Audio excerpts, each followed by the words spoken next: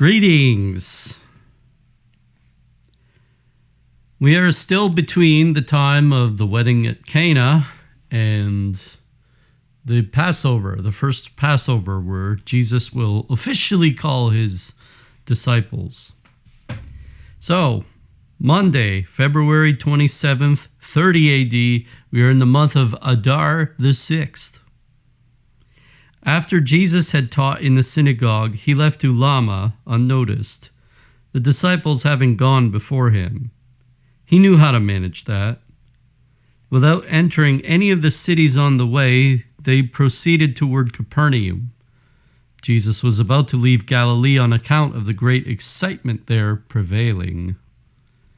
Tuesday, February 28th. He traveled with the disciples throughout the night and arrived at his mother's in the morning. Peter's wife and sister were there, also the bride at Cana, and other women.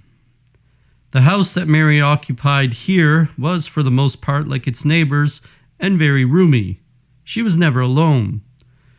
The widows lived nearby, and the women from Bethsaida and Capernaum, between which these houses were, gathered around her, as also one or other of the disciples. I saw them keeping the fast with signs of mourning, the women being veiled. Jesus taught in the synagogue of Capernaum, the disciples and holy women being present. Capernaum was situated, measuring in a straight line over the mountain, about 1 hour from the Sea of Galilee, but 2 hours if one went through the valley and through Bethsaida on the south. About a good half hour on the road from Capernaum to Bethsaida were the houses, in one of which Mary dwelt. A beautiful stream flows from Capernaum to the lake. Near Bethsaida, it branched off into several arms, rendering the land very fruitful. Mary conducted no household. She owned neither cattle nor fields. She lived as a widow upon the gifts of her friends, engaged in spinning, sewing, knitting with little wooden needles, praying, consoling, and instructing the other women. Jesus, on the day of his arrival, had a private interview with his mother. She wept over the great danger threatening him on account of the excitement everywhere produced by his teachings and miracles, for she had been informed of all the murmurs and calumnies uttered against him by those that would not presume to say them to his face. But Jesus told her that his time was come, that he would soon leave these parts and go down to Judea, where, after Passover, still greater vexation would arise on his account. That evening there began in Capernaum a feast of thanksgiving for rain. The synagogue and other public buildings were gaily ornamented with young green trees and pyramids of foliage, while from the galleries on the roof of the synagogues and other large edifices, a wonderful, many-toned instrument was sounded. The servants of the synagogue, people like our sextons, played on it. It looked like a bag of about 4 feet in length, in which were several pipes and trumpet mouthpieces. When the bag was not distended with wind, these pipes and tubes lay together one upon the other. But when it was inflated by the breath of a man blowing into one of the mouthpieces, 2 other men raised it up, either by blowing the breath or by means of a bellows, introduced air into it. Then by opening and closing different valves of the pipes, which arose in several directions, a shrill-sounding, many-voiced tone was produced. Those standing at the side of the instrument blew into it at certain intervals. Wednesday, March the 1st, Adar the 8th. Jesus delivered in the synagogue an extremely touching discourse upon rain and drought. In it he told of Elijah, who prayed on Mount Carmel for rain, and 6 times questioned his servant as to what he saw. The 7th time, the servant replied that he saw a little cloud rising out of the sea. It became larger and larger until at last it bore rain to the whole country. Then Elijah journeyed through the whole land. Jesus applied those 7 questionings of Elijah to the space of time before the fulfillment of the promise. The cloud he explained as a symbol of the present, and the rain as an image of the coming of the Messiah, whose teaching would spread everywhere and bear new life to all. Whoever thirsted should now drink, and whoever had prepared his field should now receive rain. This was said so touchingly, so impressively, that all his hearers, as well as Mary and the other holy women, wept. The people of Capernaum were at that time very well disposed. There were 3 priests attached to the synagogue, and near it was the house in which they dwelt. Jesus and his intimate disciples often took their meals with them, for a certain degree of hospitality was always extended to the teacher who had taught in the synagogue. That evening and early next morning, I heard them playing again on that wonderful instrument. The feast was celebrated all the next day, but only by the children and young people who enjoyed themselves heartily. The evening of the feast, Jesus took leave of the disciples related to him, as also those from Bethsaida, because early the next day he was to depart from Capernaum and go down into Judea. He took with him only about 12, those from Nazareth, those from Jerusalem, and those that had come from John. Subtext: Jesus in Dothaim and Sepphoris. From a distance he helps the shipwrecked. Thursday, March the 2nd.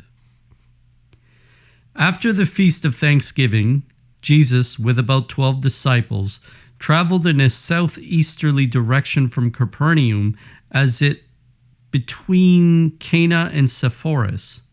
Mary and 8 of the holy women, among them Mary Cleophas, the 3 widows, the bride of Cana, and Peter's sister, accompanied him to a little city where they took a meal together and then parted from him. In the neighborhood of this place was the pit into which Joseph was cast by his brethren.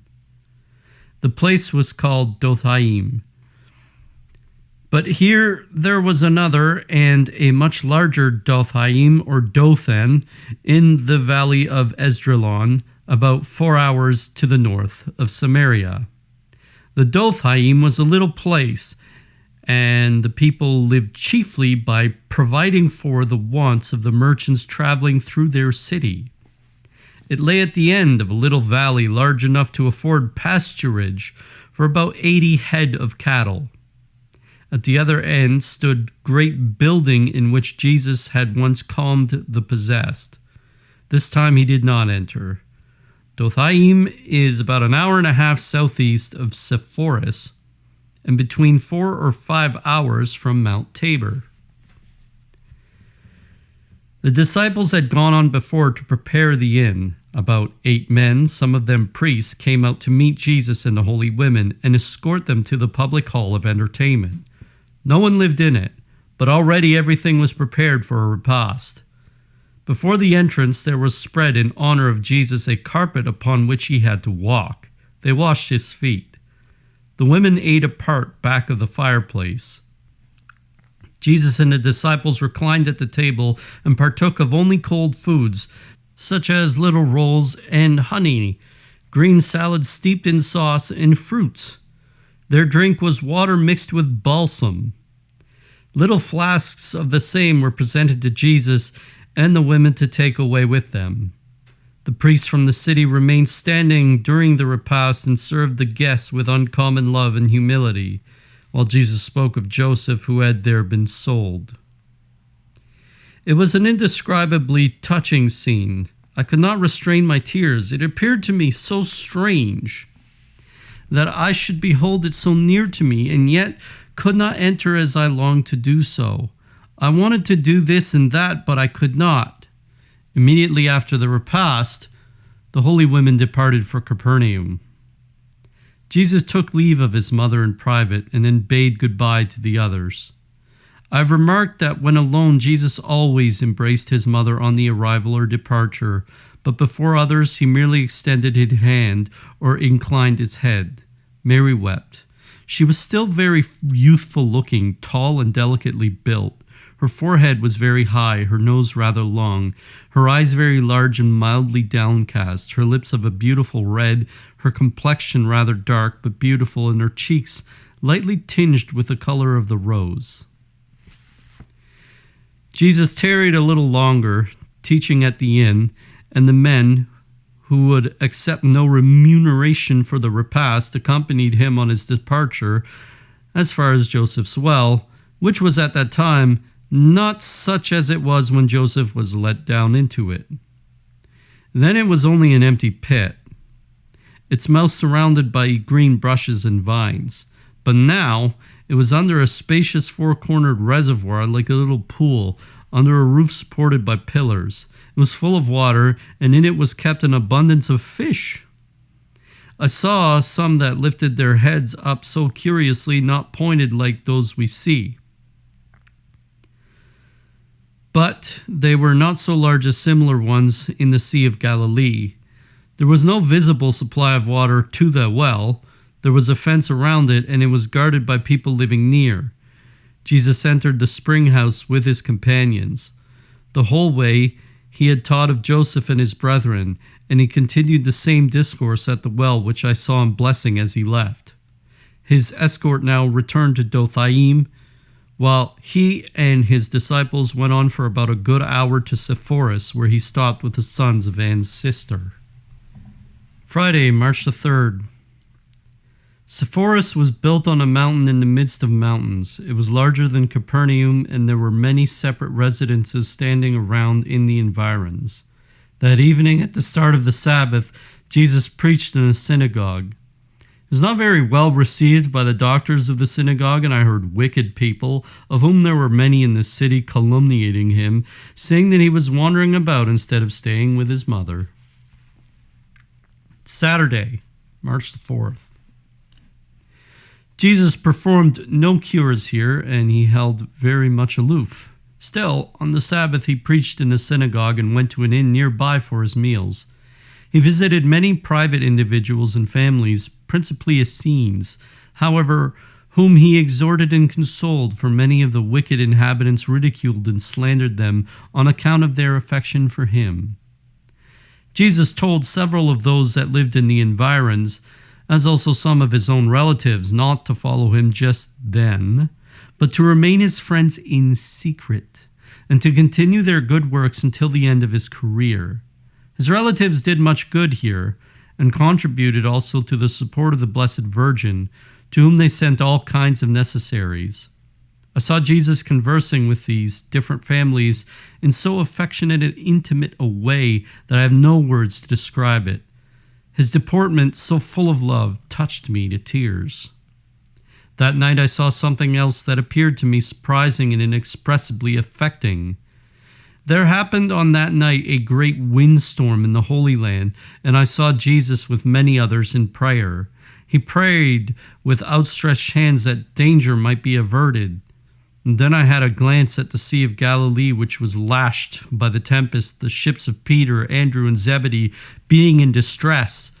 The apostles were, as I saw, asleep in Bethany, their servants alone being on the ships. And lo, as Jesus stood praying, I saw an apparition of him there upon the ships, now on one, now on the other, and then again upon the raging billows.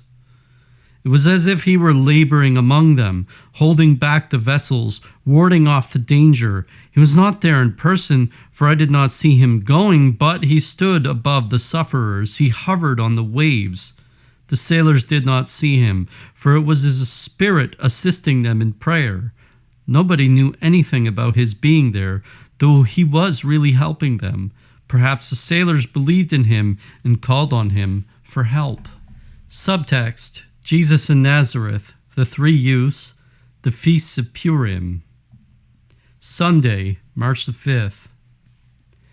From Sepphoris, Jesus took a byway around some country houses to Nazareth, about 2 hours distant, teaching and consoling as he went.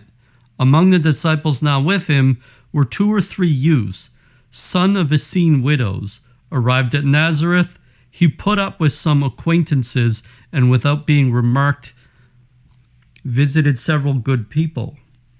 The Pharisees, with an outward show of respect but inwardly full of malice, called upon Jesus to ask him what he now proposed doing and why he did not stay with his mother, which questions he answered gravely and sharply.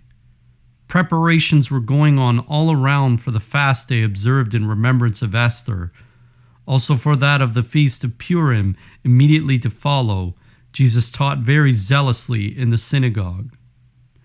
That night I again saw Jesus praying with outstretched arms, and again appearing on the Sea of Galilee to bear help in a storm. This time the distress was much greater, and many more vessels were in danger. I saw Jesus laying his hand on the helm without the helmsman seeing him. Monday. The three rich youths of Nazareth, who had once before vainly preferred their petition to him as he received as disciples, came to him again, reiterating their request. They almost knelt to him, but he sent them away after pointing out certain conditions that had to be fulfilled before he would allow them to join his disciples. Jesus knew well that their views were wholly terrestrial, and that they could not understand him. They wanted to follow him because they saw in him a philosopher, a learned rabbi. After a time spent in his school, they could, as they thought, shine with a more brilliant reputation and do honor to their city, Nazareth. They were besides somewhat vexed at seeing him giving the preference to the poor sons of Nazareth rather than to themselves. Until far into the night I saw Jesus with the old Essene, Eliud of Nazareth. The holy man looked as if he would soon die of old age. He was no longer able for much. Indeed, he was almost bedridden. Jesus leaned on his arm at his bedside and talked with him. Eliud was entirely absorbed in God. Tuesday, March 7th, we are Adar the 14th. Now, Adar the 14th is the feast day of Purim. And just think about it. The 14th, 15th is usually when their full moon will happen, so that'll be when their feast days happen. So anyways, at the commencement of the festival of Purim, a musical instrument, which stood on 3 feet, was again played on the roof of the synagogue. It was hollow with pipes running through it, the ends extending both above and below. By pushing the pipes in and out, the music was produced. Children also were playing on harps and flutes. Today, in commemoration of Esther, the women and young maidens enjoyed certain rights and privileges in the synagogue. They were not separated from the men. They could even approach where the priests were. There was a procession in the synagogue of children dressed fancifully, some in white, others in red. The maiden entered, wearing around her neck an ornament somewhat frightful looking. It was a blood-red circle around her throat, as if she had been beheaded, and from it hung on her white garments numerous knots of blood-red threads like so many streaks of blood from a wounded neck. She wore a magnificent mantle borne by train-bearers, and appeared to be enacting the principal part of some drama. Children and maidens followed her. She wore a high, pointed ornament on the forepart of her head and a long veil. In her hand she carried something, whether a sword or a scepter I do not know. She was tall and a maiden of great beauty. I do not know for certain what distinguished character she represented. It might, I think, have been Esther or again Judith, though not that Judith who slew Holofernes, for there was with her a maiden who carried a beautiful basket containing presents for the chief priest. She presented to him many precious little shields, such as the priests wore sometimes on the forehead or the breast. In one corner of the synagogue, concealed by a curtain, lay upon a bed of state the effigy of a man, whose head the maiden struck off and took it to the chief priests. Then, making use of the privilege granted to females on that day, she rebuked the priests for the principal faults they had committed during the year. That done, she withdrew. This privilege to rebuke the priests belonged to the women on certain other feasts also. In the synagogue, they read in turn from separate rolls the book of Esther, Jesus also taking his turn to read. The Jews, especially the children, had little wooden tables with hammers. When they pulled a string, the hammer struck a name inscribed on the tablet, while at the same time holders uttered some words. They did this as often as the name of Ammon was pronounced. There were also great banquets. Jesus was present at that given to the priests in the grand public hall. The adornments of this feast were similar to those of the Feast of Tabernacles. There were numbers of wreaths, roses as large as one's head, pyramids made up entirely of flowers, and quantities of fruit. The whole lamb was on the table, and I gazed in wonder at the magnificence of the plates, glasses, and dishes. There was one kind of dish, many-colored and transparent like precious stones. They looked as if formed of interwoven threads of colored glass. There was today a great exchange of gifts, consisting principally of jewels and handsome articles of apparel, such as robes, maniples, veils for the head, and sashes trimmed with tassels. Jesus too was presented with a holiday robe trimmed in like manner, but he would not keep it. He passed it to another.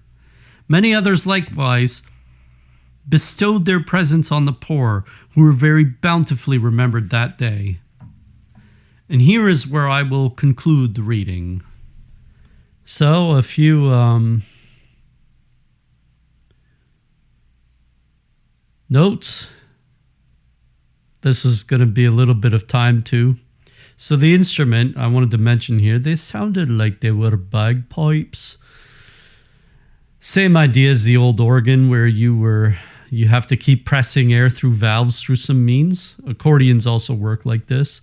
Wind instrument in a way. When we say wind instruments, we usually mean like the ones where you blow into and it makes a sound directly, like a flute or a recorder or pan flute or whatever. Or like a clarinet or whatever. So rather than blowing into a bag to produce the air, you can squeeze out and make a sound. So yeah, this is how bagpipes work. You blow into the bag and then you're squeezing the bag to go. Anyways, I'm guessing the instrument she witnessed earlier. She mentions two instruments, but the first one on two separate occasions, but the first one sounded a lot like bagpipes. Next note. Here we see Mary's appearance described again. We've already encountered it before, but it's nice that she mentions it more than once. Notice how she said she's still youthful looking. Now she's supposed to be about 48 at this point. So mystical city of God. Mary of Agreda says she never looked a day older than 33 because she was immaculately conceived. She did not fall under the punishment of Genesis 3. Technically, had she stayed here the whole time on this earth and she'd be alive today, she'd still look 33. But she was hurting really bad at the departure of Christ and put up with it to give guidance to the apostles before she died from having too much love for the human flesh, the human heart to bear. Though she had too much love long before then, she was upkept by angels who simply let the upkeep go away. They just loosened their bond. And you'll find that this world, this planet, is upkept also by angels, including the climate. And they can let their guard down whenever they want, or whenever God wants as well. In other words, our environment is kept intact by angels as though we're living in a fish tank. And all the delicate balances that keep this a verdant planet are planned and kept that way and did not happen randomly. And we see this in Revelation when God tells the angels holding the four winds to let them go, let loose. That means my chastisement is going to fall on people. So when you hear of quote-unquote climate change, that's what it truly is. That it's not linked to pollution, but it is rather linked to sin, to like abortion, for example. Back to Mary, though. She's often portrayed as being a 50-year-old woman or much older in Christ movies. But she really did only look 33 at the time of his crucifixion. And she would have been beautiful. But because she was so covered, by the way, she would have looked 45 at this point, 48 at the crucifixion. Anyways, because she was so covered, she wouldn't draw anyone's attention unless they really looked at her. Even then, if they did look at her, their guardian angel or tempter would probably insert a thought into their minds to tell them to look away. Next note, Joseph's well. They're obviously talking about the Joseph of the Old Testament, the one who worked for Pharaoh as his second in command. Late Genesis. His brothers had abandoned him in that pit because they didn't like the idea that one day he would be ruling over them. Little did they know that they were merely setting up the prophecy of his dream to be true anyway, when he would be sold to slavers in Egypt, and then he would rise their ranks to one day eventually rule the brothers of Israel. So, for those that don't know, he had a dream about stars, that they were all bowing to him, and that means he would rule one day his father and his brothers, which came to pass. Next note, Jesus aiding the shipwrecked. It's an interesting thing that reminds me of Sister Sasagawa of the Our Lady of Akita apparitions. There's an anecdote about her that one night when they had received heavy snow, she was asleep and she was pushing up or holding up the roof from collapsing. She felt the strain of it in her sleep. Then when she had awoken, much of the rest of the convent had collapsed roofs from the big snowfall that night, but her corner was fully intact. This is what prayer does. It prevents, and I sort of talked about this in my yesterday video, it prevents the chastisement from coming upon us. And I'll talk about that even in another note later. And I see in this possible prophecy concerning Japan that most of the country is doomed, but perhaps Akita will be one of the parts that isn't. Now, when I say doomed, I mean catastrophe. So anyways, next note. Jesus had shown Eliud the redemption before his own crucifixion. This happened a while ago because he knew that Eliud would not make it to then. So we see Eliud again. And obviously he's pretty much on his deathbed at this point. And when we're in Nazareth, we also see the 3 rich spoiled brats from Nazareth that wanted to follow Jesus because their parents are like, don't worry, we'll sponsor them. Anyways, they come back. They were absorbed into the... She said, well, their mind was entirely consumed by terrestrial things. That means they were of this world. We might say the same of the Western Hemisphere in our time, where we are all rich, we are all perhaps all consumed into the things of this world because of comfort. Some of us, however, never had such comforts and live in the proper deprivation of the luxuries because we see the world going down in flames. Last note, the Feast of Purim is a commemoration of Queen Esther. Obviously, it's one of those 2 feasts that didn't originate from God in Leviticus, but rather from the Jews, who instated them later on. Queen Esther is the woman who married a Persian king while the Jews were still in captivity to Babylon. There were plots to destroy or kill off the Jews from the court magicians and whatever, from the rest of the king's court, but she interceded for the Jews and the plots were all foiled. She is now seen as yet another Old Testament icon of Mary because Mary intercedes for us, her children, holding back the arm of God's chastisement.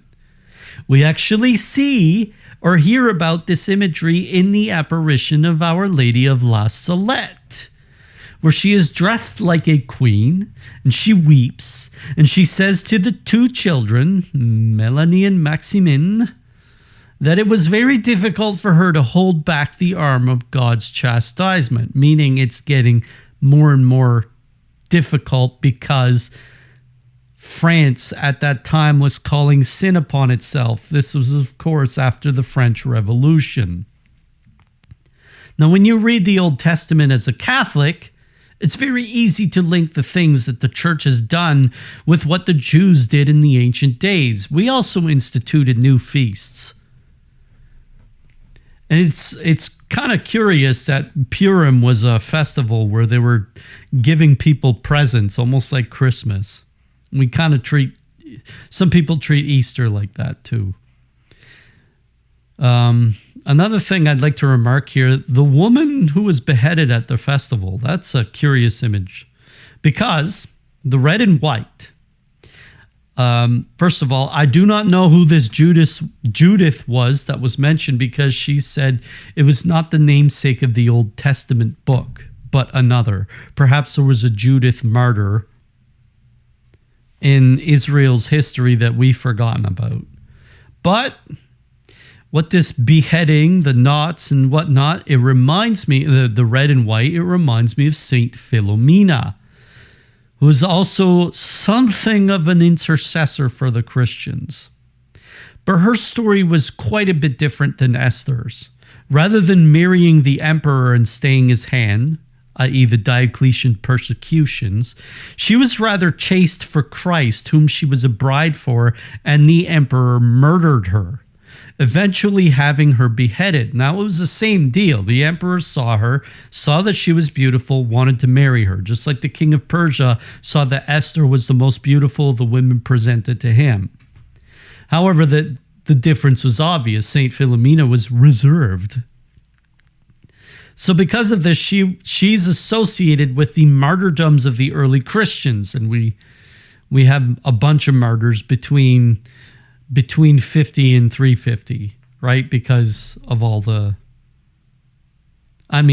technically the first happened in 34. It was St. Stephen.